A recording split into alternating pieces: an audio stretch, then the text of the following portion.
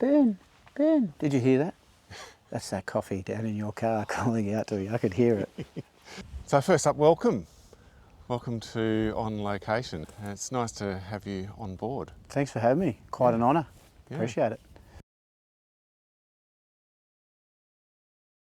Ben Wilkinson, mid-40s, father of two, happily married, passionate photographer. One of those people that's always had a camera since I was a little kid, disposables and all the things, but I guess seriously, got a digital SLR probably about 12 years ago now, 12, 13 years. What was it? A 5200, I think I went from the 5200 to a 600 to an 800 to the Z7 II. So I've seen a couple of progresses there. All good cameras, but the 14 to 24mm lens, the wide angle's always been something. No matter what body I've had, it's always been the lens I've primarily used. Love it, wide angle.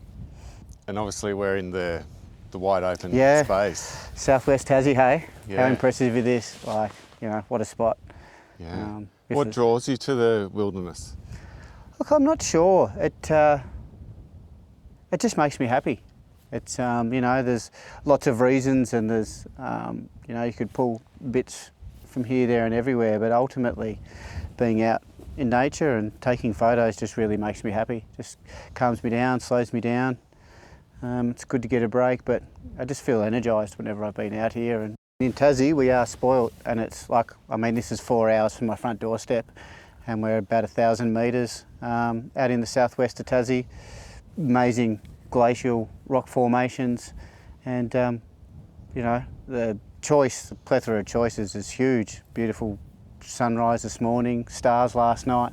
Like, it's just amazing, the Southwest National Park in Tassie.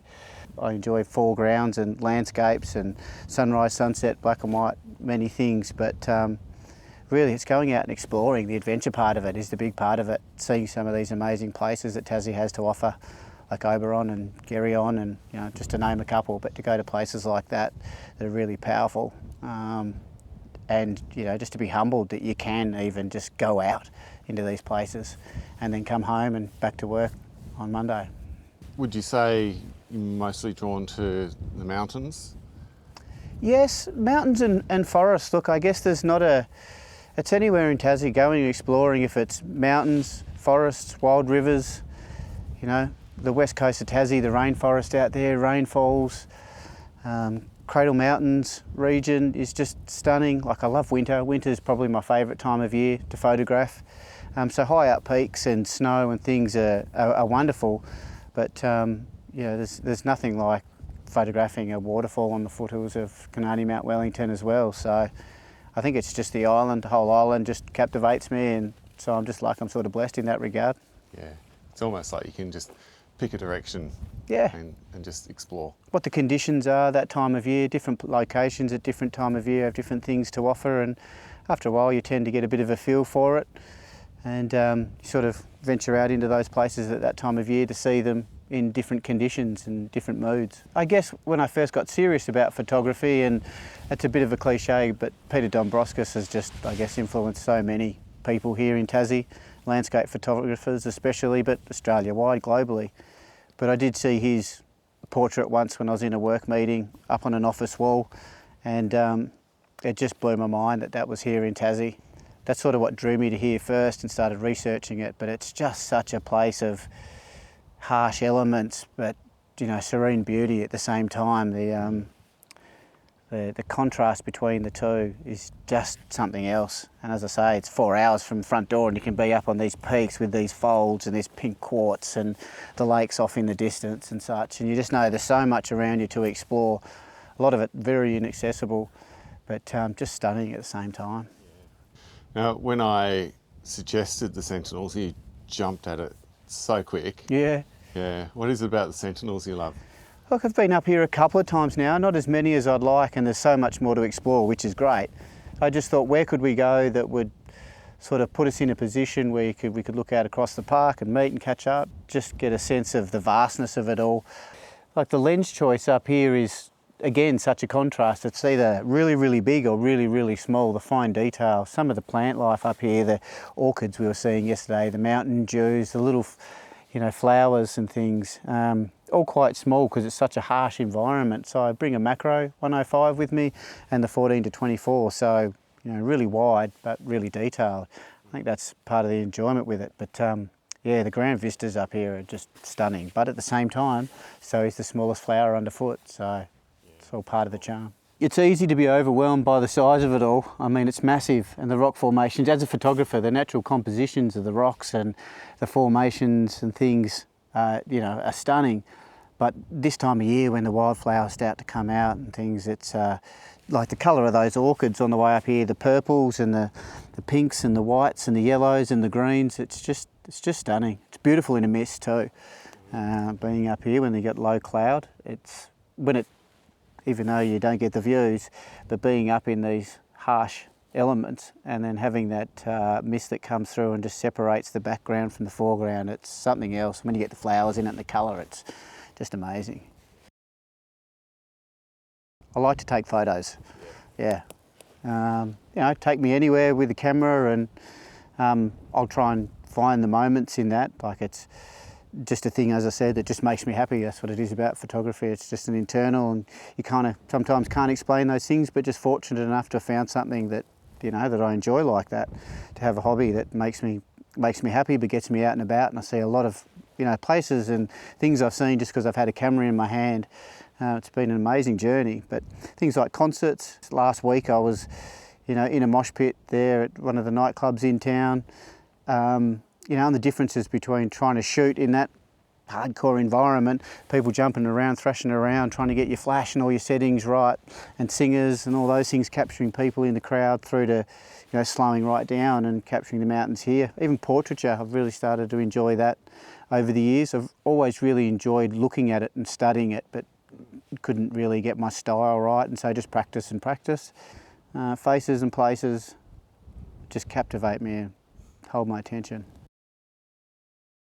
There's so many fascinating people in Tassie that that work to live or live to work, and people like Richard in at Cracked and Spineless Bookshop. Like, if you haven't been in there, go and check it out. That's where I get all my walking books and photography and Tasmania books. Like, they're just people that have just got this passion and interest in their, well, it's their business, it's become their life. And people are attracted to that because they're so passionate. They build something that other people are attracted to, and then it turns into a, you know, a bit of a lifelong thing that they do. So that fascinates me a bit too. Lee Power up at Paradise Lost, you know, he's quite a character. If you ever had your hair cut there, you'll understand why I chose him. It's just amazing to photograph. He's such a funny dude. Jimmy McMacken in at Jimmy's Skate and Street. Like, that guy just started that business years ago through a passion for skateboarding. Such a lovely dude, really nice to everybody that he talks to, and has just built his own small empire, a legacy in there. It's amazing what he's done. Jai Hay Jewellery. Jai sold us all our wedding jewellery and bits and pieces for my wife over the years, but again, just a passion for jewellery and fine detail and craftsmanship, and he's just built that up around him and employs people, and people flock to him to go to him for his work because he's just so passionate and interested about it. So Jenny Webber, Bob Brown Foundation, gosh, that lady's done some amazing things for the state. She's a bit of a silent force in there, but my word, she does some work, and her dedication to saving the environment is, you know, something we should all take a leaf out of her book, I think. And then there was Terry Reid from the Fraser Creek Hut, one of the longest serving parks and wildlife chaps on the west coast, and the most unofficial summits of Frenchman's Cap in his time. Yeah, I won't say how old he is going on, but he's still getting up there and charging up into the hut. What he's done with the scouts up there and built at Fraser Creek Hut is just amazing. The tracks, the trails, the hut, the history of it all. But just what he's also done throughout the west coast and things throughout the years. Just a bit of another silent achiever out there doing amazing things and passionate. I'd like to do some work on prominent Tasmanians. I've just started another, you know, God help me, another social media page for my portraiture work. Yeah, there's a couple of projects in the wind there, but I'll work on those and fine tune them, you know, for speaking them out loud. Or then sometimes things don't happen if you say them out loud. I find over the last few years you just got to put your head down, do the work, and then when you've got something to show for it, and talk about it. Yeah, I'm a pretty busy person, you could definitely say that, pretty active. Busy brain, no doubt about that. No, Nikon school, how did that come about? That was from, I did an astro project down at Port Arthur. I got to spend a few winters down there photographing the night skies, which was amazing in itself. But just through that, I reached out to Nikon to see if there was any camera hire. I just saw on the internet and started speaking with a few people, and it just progressed into Nikon school. And even though that slowed down a bit after COVID and such, it's still gone on over the years, and I've done a lot of classes and met a lot of people, and just find a lot of enjoyment in taking people out and helping them take better photos, or just talking photography with them as well, and just sharing all the things I've learnt. I don't know, it's just something really enjoyable when you share it with people, and they it just helps them improve and they have more fun. Hopefully in 2025, well, not hopefully, in 2025 we'll start Tasmanian photography tours, which has been a bit of a dream since I started doing the Nikon stuff. Their classes are very tailored and really good for roughly 4-6 hour classes, beginners to intermediate, whereas I've had a lot of requests to do multi-day stuff, and a lot of interest for myself to do multi-day stuff out around Tassie. There's a lot of locations that I've been and seen that I could take people and share those experiences with them and help them with their photography. So just been through all the process with Parks and Wildlife and with State Gov to make sure I've got all the appropriate permits and all those sorts of things, which is quite a big process, but you've got to get all that right, and you've got to work with the powers that be. So that's all coming in now. I've just got to do a couple little checks and balances to get the contract all signed, and then we'll start the workshops in 2025. So there'll be a number of wilcography workshops, and then into the future we'll start doing some big tour activities, which are going to be a bit more to be revealed at a later date, but they'll be sort of bigger, better than the workshops, which will be more focused on a region and an area. There's been a thing that's come about in the last few years, and many people would have heard about it. It's been talked about on socials, the MBT licence, but I've had one of those with Nikon for a number of years, because Parks did tap me on the shoulder at one stage and say, just make sure you've got to have a licence to do these classes. So we went through a bit of a process with them and with Nikon, and we got our permit there, which has been great. But for me to do other activities, I've got to have an MBT licence, and that's important as well, because I guess you've got to have public liability if you're taking people out into the wild places, and we won't be going too remote. There'll be no camping, but there will be instances where we're out in the bush, stuff can go wrong. You've got to look after the people you're taking out, you've got duty of care, and I guess if you don't have those permits or checks and balances, then your insurance might not cover the people that you're with, and all those sorts of things. There's also minimum guide levels. You've got to have 2 guides for every group of people, which obviously something goes wrong, you've got someone to back you up, and you've got 2 people out there. So just make sure I got all that right, so that I'm covering, myself, but also the people I'm taking out, just because I know you just got to be safe. Gosh, that was a big one. That was an amazing experience, and definitely a huge milestone in my photography work.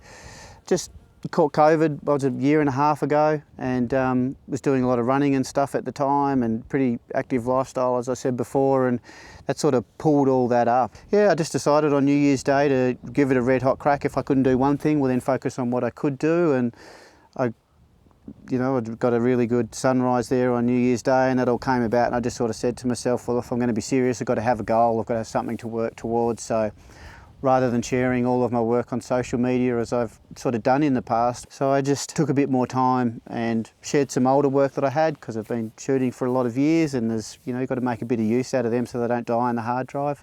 And then while I did that, just put together a collection of my 20 best pics of this year.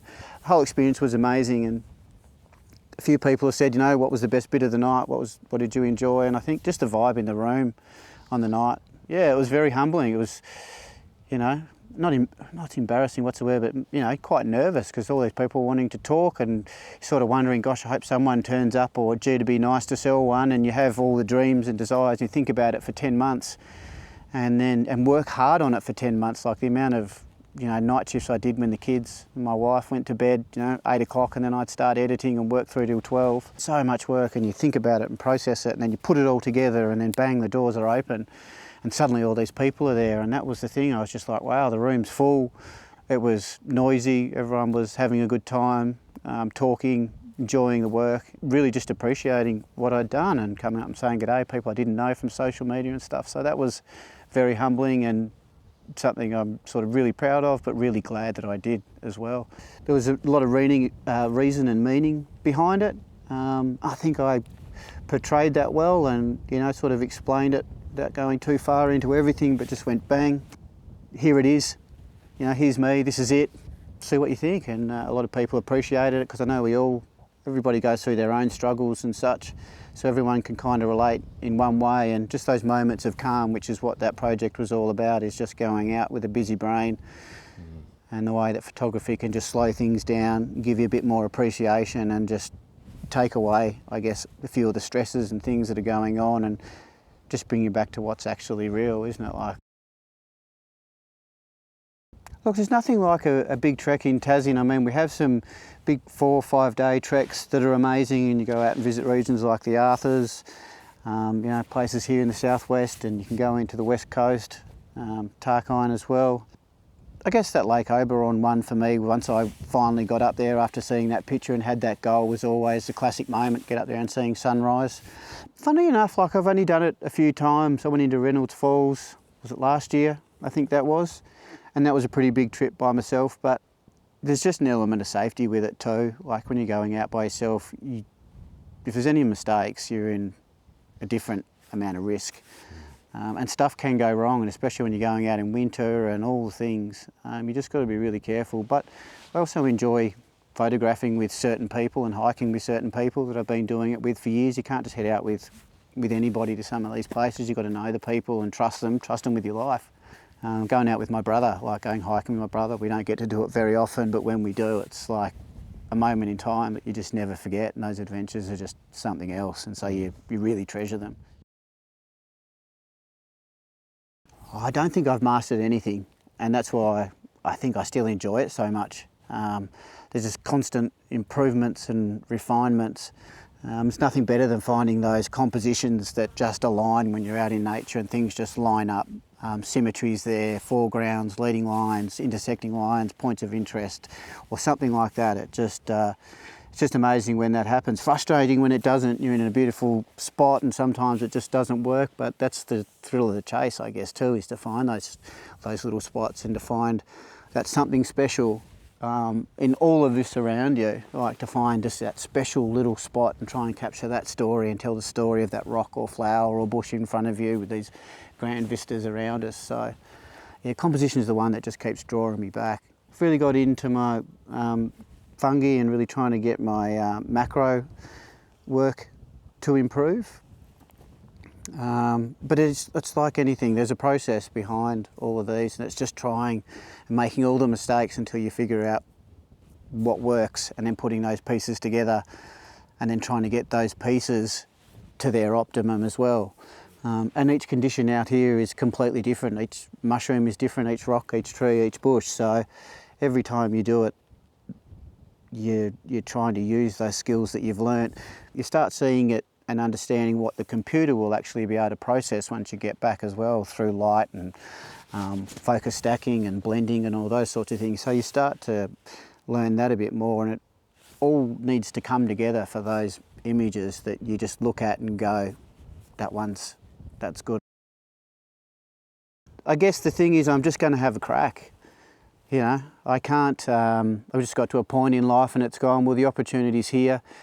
And if I'm going to do it, I've got to, because it does take me away from my family and children, and there are things I'll have to give up to chase that dream. But, you know, my wife is very, very supportive, and I think my children are too, and they understand that Dad's just got this love and passion and interest for going out into the wild places and photography and such, and I share that with them and they really enjoy it, so they've got a bit of an understanding of it. But if I am going to have to give up that little bit, and we all do it for work, but if I'm going to give up that little bit extra, then I want to be a good role model for my kids as well, and show them that all that really matters is that you had a crack, because you won't know if you didn't have a try. I think I've got the knowledge and the skills and the passion and the attitude to get it right. So I'll put it out there and the universe will decide for me, but I'll just give it my best and we'll see how it goes. Focus stacking is a big one, you know, and that was one that drove me crazy for a while until you figure out how do people get everything sharp from front to back with these big landscapes. And because I love a good foreground, like, you know, looking at my pictures, you know, a bottom left, top right composition is something that I love and really appeals to me. So you've got to use that technique a bit. So when you show someone how easy it is to focus on the foreground, the midground and the background, and then put those together in Photoshop and it brings out this nicely focus stacked image, when you get those light bulb moments for people and they go, that's how you do it. Ah, okay, and you know that they're going to go away and practice that, and that's going to change the way they've been doing things up to this point. They're going to change and practice that moving forward. Also tripods, you know, always saying to people, put the tripod on the camera, not the camera on the tripod. Find out where the camera needs to go first. Really have a look at a scene and spend a bit of a time figuring out the composition and the best framing, and then where your camera needs to be, which is where you should stick your tripod if you need to use it. You know, there's times where you just, like this morning, you can have a lot of fun shooting, but if you stood there and mucked around with a tripod all morning, you might miss something. But there are other times where you're in a location and you know you've got that composition that you just must have, and it doesn't matter about the other ones. You've been before, you've tested it out, you've done the recons, you've come back and gone, this is the photo, so you get the tripod out. Another thing is you just got to be flexible. You can come out to one spot and think one thing's going to work, and then the next morning, like today, when you're walking around, you go, well, this is probably where I should have been this morning. And the colour in the sky lasted like 10 minutes. Yeah, it was pretty quick this morning, so the rush up there would have been fast, but if you get out of bed early enough, and that's another thing, you just got to get up, don't you? Yeah, Tasmanian photography tours. I'm really going to have a good go at that.